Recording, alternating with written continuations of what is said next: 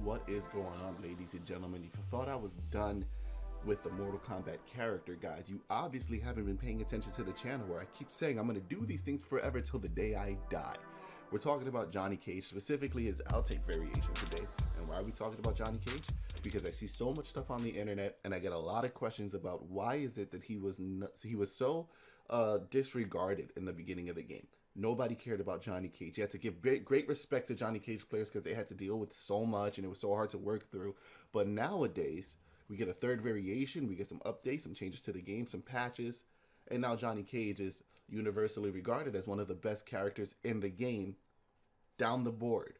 Okay, pro players are saying that he's great, regular players are saying that he's great, people don't know how to beat him online. Well, I'd like to answer that question for you today by showing you the fundamental kit that he's working with, along with how it gets essentially kind of like helped out, assisted by his Outtake variation. It's one of the best ones as far as using his special moves to complement the base kit he already has, and showing you some of the basic fundamentals that Johnny Cage players like to use. Of course, if you want to use Johnny Cage, it would help that you know it. If you want to beat Johnny Cage, it would help that you know it. So as always, we've got the standard setup here. Johnny, I've got another character for him to beat up, and we've got the frame data out. And frame data is important because it matters for you to know when you can and cannot attack your opponent. And as a Johnny Cage player, you need to know when you're unsafe. You also need to recognize if your opponent doesn't realize you're unsafe. So let's start with some basic strings you're going to see a lot from Johnny Cage. This 1-2-1 you're going to see quite often. Why? It's generally safe. Okay, even if you have a character that has a 6 frame down 1 that could punish this, they would have to hit it within 1 frame of block stun before you're blocking it. They would almost never get there in time. So generally, doubly so online, it's like impossible. This is basically safe. It's a really safe string. It can be canceled at any point. So it's hit confirmable, which is every time you have a safe string that's hit confirmable, it's a great tool. He also advances while he does the string, so you get corner push for doing it. And I would urge beginner to intermediate players to start focusing on what tools also give you corner carry. It's very important in NRS games to focus on corner carry, and one of the reasons Johnny is so strong is because of his ability to do so. Almost anything he can use to push an opponent into a corner, and the fact that the string advances even on block, we're still getting a pretty decent nudge, like 4 or 5 of these. But here we are on the 5th one, and we're in the corner. If your opponent chooses for whatever reason to block all of those. Outside of that, we also have our 1-2-4 instead of our 1-2-1, which is with +6 on block. Look at the pushback that we have. We're still within range for some of our normal moves. That back 3 we'll get to in a second. Excuse me, I'm having sexy boy hiccups. 1-2-4 has amazing pushback. Now, there is something that has come out that I would like to share with you guys as a tip, because I think I'm going to start dropping just like general tip videos too. If I do, this will be in there. Want him to duck block everything. No, he's standing up for it. I need the AI to stay normal stance, and he's ducking. So you'll see here, if he's ducking, there's less pushback than when he's standing. Obviously, when he's standing, there was that whole backward stagger when we hit him with the 1-2-4. Here, he's ducking it, and so there's less pushback, but there's still a pretty decent amount of pushback. The difference as the opponent is that this amount of pushback for certain characters might let you step in and start trying to get some of your offense off, depending. But you get pushback less, especially if Johnny has you in the corner. He's going to be relying on this tool to keep himself safe because it pushes him out. So you'll see here, if I do the 1-2-4, it's going to push me to the computer. Whereas if I, hit it is a different thing, obviously. If I was to, great, now we're not in the corner anymore. Let's just push him over again. Bear with me, guys. It was a long night last night, and I'm trying to get this info out quick to you boys. You see, I get a little more pushback. Whereas I was here, I'm now here. So generally, I would prefer if you block this standing because of the stagger you have to deal with that allows me to step in. Whereas if you're crouch blocking, you don't have to deal with that stagger that much. That's the whole point of that. But yeah, so we have our 1-2-1. generally safe. We have our 1, 2, 4, amazingly safe. We have our back 3, where if you stop at the back 3, you're safe. If you stop at the back 3, 4, you're safe. If you try to back 3, 4 into any special move outside of down back 3, which we'll discuss in a second, you're unsafe. So this is more of a shimmy check, this back 3. It's one of your best normal tools that you have access to. You can use forward 4 also. Forward 4 is quicker than the back 3 is. Let me see, 14 on startup, 18 on start, so it's quicker by 4 frames. If you're really trying to whiff punish something, just straight for punish. But I'll show you an example of what we're talking about here. So let me set the AI. I want him to get up with Moonrise, I believe. This will be his knock. He's still blocking everything. We'll see now. He gets up. Okay, not the one I want. We'll get him up with eviction kick. He's kicking me out of my home. So I'm going to try to advance on him. You see, every time I continue this pressure, real easy, I'm getting beat out. Now, here's the importance of shimmies in a game like Mortal Kombat and why Johnny Cage having a back 3, similar to Baraka's back 4. Video will be linked up in an info card above. It's such a great and important tool to take advantage of. Let's say your opponent has a habit of doing this, and you'll run into this a lot online, where you'll get an opponent who does wake up 3 every single time. Doesn't matter what you do, they do this. Well, now if you're playing Johnny Cage, you have an answer for it. I'll show you it here. You get your knockdown. You're going to bait them by walking in, because you're going to condition them that every time you walk in, you're walking in with buttons. I'm walking in to grab. I'm walking in to do damage. And they're going to get used to beating you out. And what you're going to do at one point is, once they're used to you walking in, do the knockdown, walk in, walk out, punish them. And that's your answer to up 3s. Your universal answer as a Johnny Cage player. And look, if you time it right, you even get a punish for it. Which means that if you get a punish for it with other characters, it's important to note in situations like that, you can shimmy characters. And if you have a string that crushing blows on punish, on counter hit, you can crushing blow your opponents for wake up 3. Now with Johnny, he doesn't, because Johnny has, while a great base fundamental kit, he has some of the worst crushing blow conditions in the game. You're almost never going to use them outside of your raw down 2. Like you have a crushing blow condition here. If you do forward 4, 3, and you whiff the 4, and they get hit with the 3, you'll get crushing blow. Now, when I tell you it doesn't matter how hard you fish for this, it will almost never happen. It will almost never happen. Right? You can condition them to mid, but there's really no difference. They're going to block anyway. If they happen to be crouch blocking, you'll go over their head and they'll down 2 crushing blow you. So it's not a great tool. So as far as Johnny Cage's crushing blows are concerned, I wouldn't even focus on them for now. I would wait until intermediate advanced play to really consider getting your crushing blows in, unless you're playing Showstopper or something like that. But in Outtake, I wouldn't worry too much about it. You're not really that worried about it. This back 3 is a great range tool. And if you do end up in a situation where you manage to get your opponent to whiff something to come in, you get full combo punish for whatever it is. I dropped it there only. YouTube curse. Fuck. YouTube curse.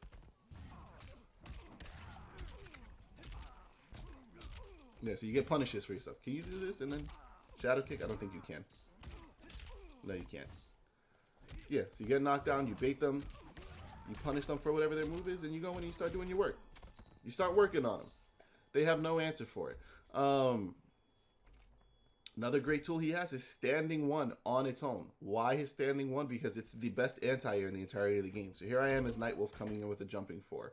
Ideally, you know, you see, like, if I down 2 and I do it too late, there's like a 50-50 game with how long I'm taking. You know, this is me trying to react. It's different, of course, now because I know I'm fighting a jumping 4 with a down 2. So I'm going to hit it most times off reaction. But online, it's not as easy to do. It's a lot easier said than done to call someone's going to jumping 4 and always down 2 them. You get great conversions off of down 2, you know. Let me see. So you can do things like this to get your opponent, but it's not always the easiest tool to go for. And there's no reason to go for it is the point that I'm making. Why? Because you have access to standing 1. Standing 1 and standing 2 also great anti-air. The hitbox versus hurtbox ratio, if you see, even into the animation of the kick, no, we're just countering him for coming in. Hold on. And what's so important about that counter? Well, you get to micro dash into more standing 1s, which gives you not only great mental game versus your opponent because they have to deal with the fact that you were so prepared for them to jump that you had a 1 micro dash combo ready to go. And you'd be surprised once you get used to anti-airing with standing 1 how easy this is to do off reaction. You get amazing corner carry with it as well. My man is all the way next to the computer. If we look at the computer and how close the computer is to the corner, when he lands there, he's basically in the corner. By the time that's over, God forbid he does it while I'm in the corner, you know. Then has to deal with all of this beautiful stuff. You can even walk under moves and anti-air opponents the other way if you so choose. Now he's almost in the corner again. Look at him. And with most characters, I would not recommend walking through an opponent's jump to anti-air, but with Johnny, it's so feasible. It's right there. You can do it so easily. I implore you, even if you're not a Johnny Cage player, to go into practice mode and see how easy it is to anti-air with Johnny Cage. Now, you do have maybe like a 5% mental game that you might want to play with anti-airs. If you use 1, you'll get more corner carry because you'll be able to fit in more dashing ones. It'll get your opponent farther. But we did 204% damage there. I'm going to do 2 dashing 2s and then do the same, and we get 213 but less corner carry. So you do get to trade 7 or 8% damage for less corner carry. So if you're at a point where every bit of damage you manage to do to your opponent matters, you can use standing 2s instead, but you can't use as many standing 2s as you can standing 1s. And if you're like beginning to midway through the game, I would just standing 1 for corner push as much as you can, unless you're already in the corner, in which case there's no reason to not use the 2s because you're not corner carrying if you're in the corner, in which case I would just maximize and optimize your damage with standing 2s. Let's say your opponent's in the corner. Let's move us there. Let's say we're here on the right and he jumps. Sorry, I'm supposed to use back forward 4. It's 232 damage for messing that up. If you're good enough to get this back 2, mess it up again. I'm not a Johnny Cage, mate. 250 every time he messes up. Every single time.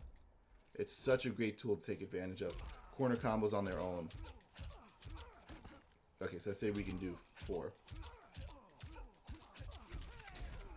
That's no meter. It's no meter, real easy to do.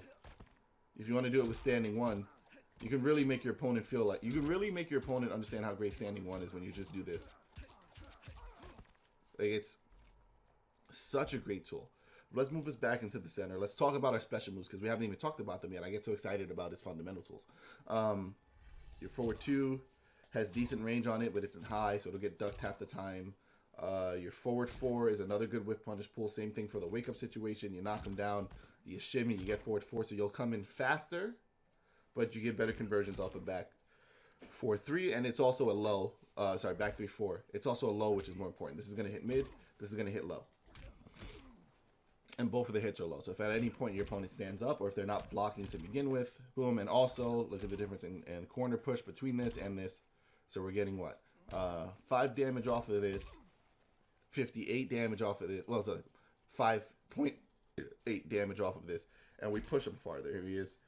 Here at the end of this move, note where he is. Here he is here at the end of this move. Note where he is. He's farther away. So generally, you're going to go for back 3-4 most of the time. Now, if we get into his special moves, we have, of course, the Nut Punch. This is universal. Nut Punch can be amplified, and then you get combos. Nut Punch is highly punishable. Do not just throw it out. There's a reason that you're able to hit confirm into everything that you do. Why? Because you're supposed to be able to tell by the time you get here that you shouldn't do this. Because if you do your -14, which means any character in the game can punish this. It's not even a question of, oh, maybe they're not playing Liu Kang or Jackie and they can't get it. Any character in the game can punish a Nut Punch. It's there for that. It's great combo extension for you, but you are going to eat all the damage in the game for doing that. And so it's a high risk, high reward move. But it shouldn't be high risk because you should be hit confirming into it. You should be doing a string, noticing that the string isn't hitting, and then stopping. See?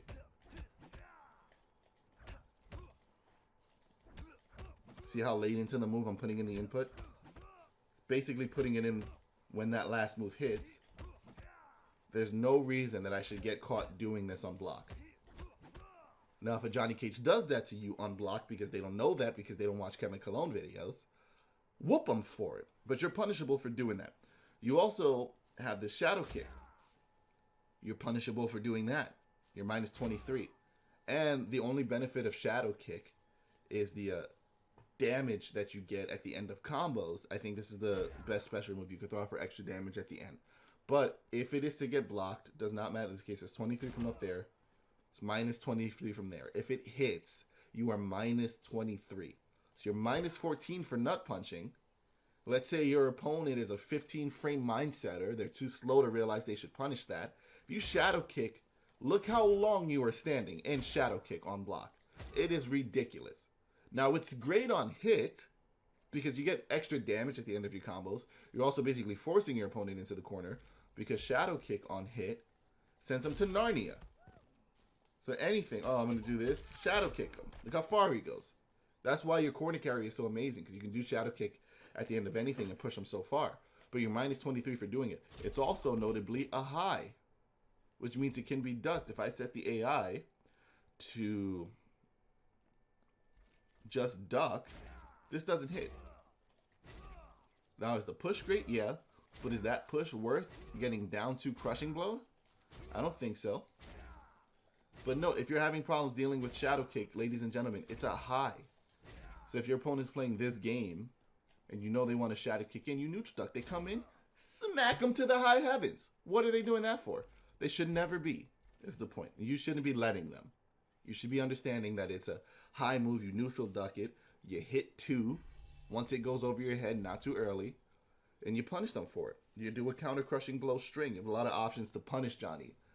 But the problem with Johnny and why he's so great now is that Johnny players know this, and they're going to minimize giving you those opportunities. They're looking to whiff, punish, and hit confirm you the whole time.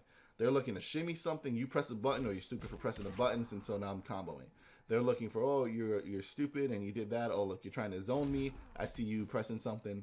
I see you trying to get a stance going. I see you trying to be Kodal and get your sunbeam out. No sunbeam. Oh, you're coming in from this distance with a string that's not going to reach me. I punish you. That's what they're looking for. So if you're playing one that hasn't got to that point yet, if they're not in that mindset yet, you punish them for doing it every time. But when you get to high-level Johnny players, they will not be giving you those opportunities, and they'll make you feel like Johnny Cage is untouchable. Your job is to find the holes in between, as it is with every character, to find the holes in between and stop him for doing all of this. He's also got these orbs, which are one of his great tools now, his glowing projectile orbs. You'll see here, I'm going to throw one. I've got 30 frames of hit advantage on this guy for throwing that. So what you can imagine is, if it puts you into 30 frames of hit stun, and I've got 11 frames of startup, this is a really difficult move to deal with.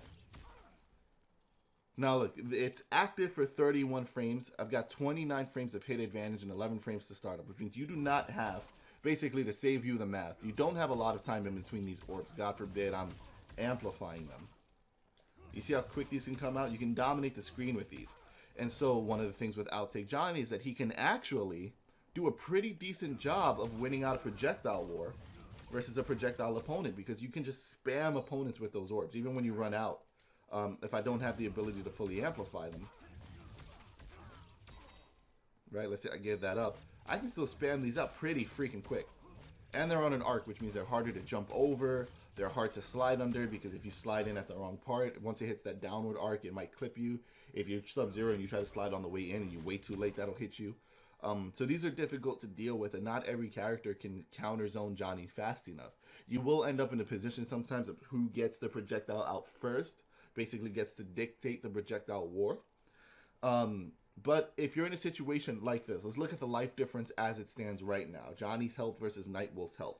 There is no reason as a Johnny player that you should not, aside from the fact that Nightwolf can bounce them back at you if you're playing anybody else, it's real easy to just decide I'm going to do this while I have a life lead, and I don't have to stop doing it unless you stop me. And that becomes your job to stop the Johnny. Now, if you have a character with a teleport, that might be an answer. Of course, you have to keep in mind he's suspecting this stuff. High-level Johnnies will know this. They know you want to teleport. They know that you're going to try to dash and find your way in, and what they're going to want to do is in between those steps, they're going to want to shadow kick you to push you back away. If they like playing him this way, you land one of these, and the projectile war starts. And as a Johnny, it's a tool to take advantage of. If your opponent cannot deal with this, the second you find something your opponent cannot deal with, you abuse it. So if they don't know how to get through that, the game's over. Do it till they die. Take your win and go. Don't be honorable and go, oh, I feel bad for the guy. Let me get in and work on my tools. You win. And if they send you a hate message complaining all you do is projectile spam, you know what you do? You ignore it because they're mad that they didn't know how to block it.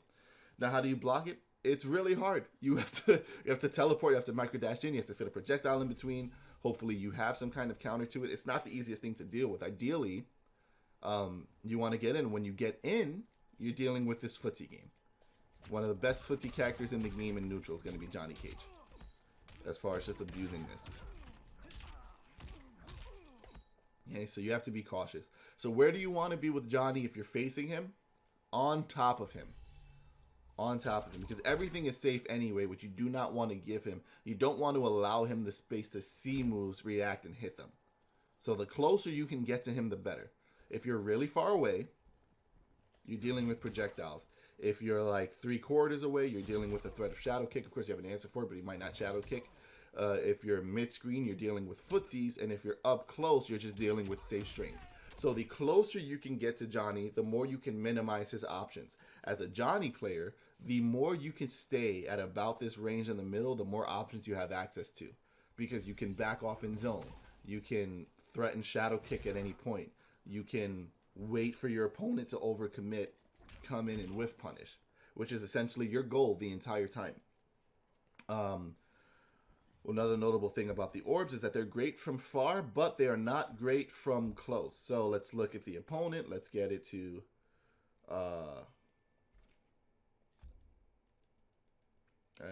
ay Dios mío. Let's get it to block everything. Let's throw an orb from here. I'm minus 16. Now, if you manage to amplify it and hit it, then you're plus. So you can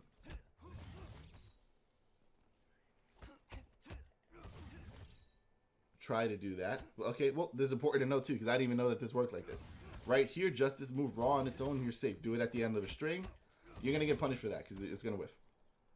You're recovering at 17 frames, which means if they notice that that goes away, I'm not saying it's the easiest thing to react to, but if they do notice this, you might get clipped for that. So you might want to be careful overextending with that. Something like this, they'll whiff completely, and you're definitely going to get hit for that. What other moves are we looking at? The down back 3. Down back 3, so good. Now it's minus 14 on hit. But with meter, you are always safe. And incredible pushback. And this move will get abused on you like crazy. Oh, I'm hit confirming. He thinks I'm going to stop here. Let's say you've been staggering with 2, 1, 1, 2, and 1 the whole game. Oh, I'm doing 1 staggers. I'm doing 1, 2s. Doing 1, 2, 1s. Right? He thinks I'm done. Whoop-ow! If they don't block, this is 2 hits. So it's very similar to Cassie's back forward 4. His down back 3. And this is completely safe. And this can get as long as you have meter, this can get abused.